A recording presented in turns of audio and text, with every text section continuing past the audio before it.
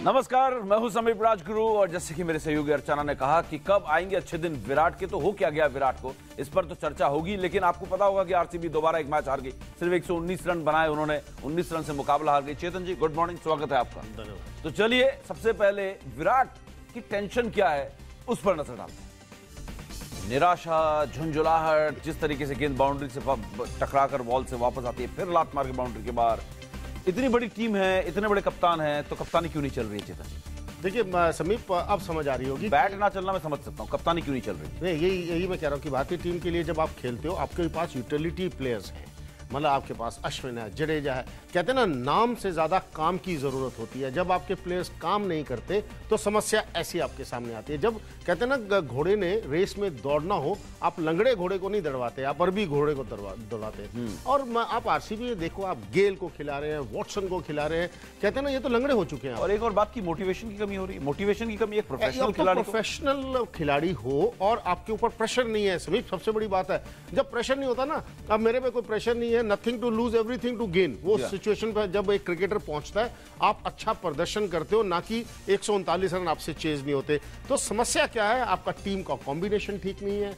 आप उन खिलाड़ियों को खिला रहे हैं जिनमें मतलब कहते हैं ना फुके कारतूस हैं बेसिकली। अब उनसे कुछ मिलेगा नहीं। इससे अच्छा तो युवा खिलाड़ी को खिला लो, वो आपको जिता देगा, बिल्कुल जिता देगा। और कहीं ना कहीं विराट की जो निराशा है, कह रहे हैं जिसको जो भी कोशिश कर रहे हैं वो हो नहीं रहा। और सबसे चौंकाने वाली बात यह है कि मोटिवेशन की कमी हो रही है। विराट कोहली को मोटिवेशन की कमी, करोड़ों रुपए दांव पर लगे हुए हैं, टीम जीते तो साख बचे, लेकिन मोटिवेशन की कमी हो रही है। लेकिन एक खिलाड़ी पे मोटिवेशन की कमी नहीं है। हर रोज कोई ना कोई नया बल्लेबाज आकर हमें चौंकाता है, खुश कर देता है। सुबह सुबह जब उठकर हम आपसे मिलते हैं तो एक नए खिलाड़ी से मिलाते हैं आपको। आज एक और नए खिलाड़ी से मिलाएंगे, इस बार बल्लेबाज से नहीं, संदीप शर्मा। हर तरफ इस गेंदबाज की चर्चा हो रही है। आईपीएल में संदीप ने 5वीं बार विराट को आउट किया। मौजूदा सीजन में संदीप ने पावर प्ले में 9 विकेट लिए। पावर प्ले में संदीप के नाम सबसे ज्यादा विकेट्स हैं। संदीप पावर प्ले में दूसरे सबसे किफायती गेंदबाज हैं।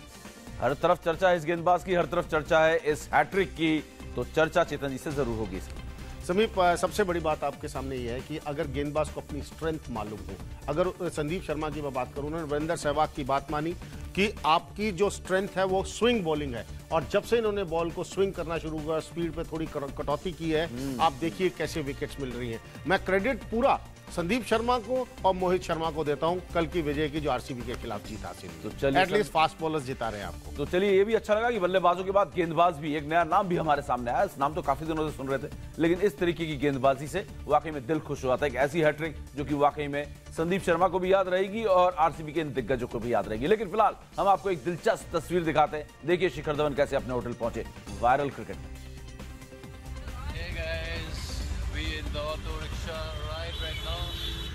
Enjoying the auto rickshaw ride with my wife and Zura enjoying the ride? Yeah. पूछो ऑटो वाले भैया से कहाँ जा रहे हैं हम? ये कहाँ जा रहे हैं? कहाँ जा रहे हैं? RTC Kakatiya. Very nice. Thank you. Always love the auto ride. Yes. Say cheers, Zura. Auto ride के लुत्फ उठा रहे हैं शिखर धवन और उनका परिवार। फिलहाल एक छोटे से ब्रेक के बाद लौटेंगे तो सीधे मैदान के अंदर दोबारा जाएंगे और आपको दिखाएंगे लाजवाब कैच और आज का हिटमैन। और अब बारी एक कमाल के कैच की। कमाल का ही कैच हो गया, अब गिर जाना चाहिए था कैच, जिस तरीके से टकरा गए।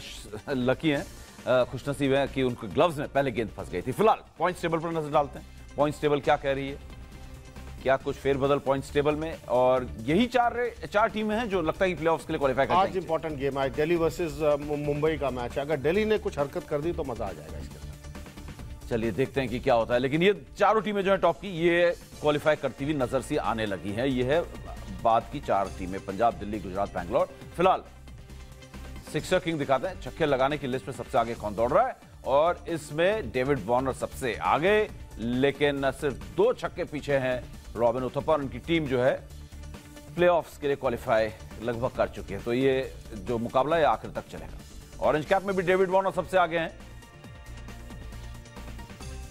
करीब 70 रनों की बढ़त है गौतम गंभीर पर, लेकिन यहां पे भी जो लड़ाई है आखिर तक चलेगी। सुरेश रैना इस लड़ाई से लगभग बाहर कहा जा सकता है, क्योंकि टीम प्लेऑफ के लिए क्वालीफाई नहीं किए तो कम से कम 2 मैचेस कम। और पर्पल कैप में भुवनेश्वर कुमार, सनराइजर्स हैदराबाद के दोनों खिलाड़ी, गेंदबाज और बल्लेबाज के पास ये रंग बिरंगी कैप्स।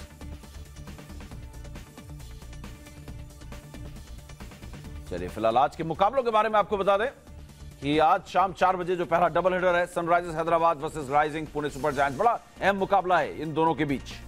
दोनों प्लेऑफ्स के लिए अपनी जो जगह है और ज्यादा मजबूत करना चाहेंगे। और जैसा कि चेतन जी पहले ही इस मैच के बारे में बोल चुके हैं, दिल्ली डेयरडेविल्स के लिए बड़ा अहम मुकाबला होगा। प्लेऑफ्स में थोड़ा सा फेरबदल हो सकता है अगर डेयरडेविल्स इस मुकाबले को भी जीतता है। तो सारी जानकारी दे दी, सारा एक्शन आपको दिखा दिया। शाम 7 बजे दोबारा आपसे मुलाकात होगी। फिलहाल हमें दीजिए इजाजत। चेतन जी बहुत बहुत शुक्रिया।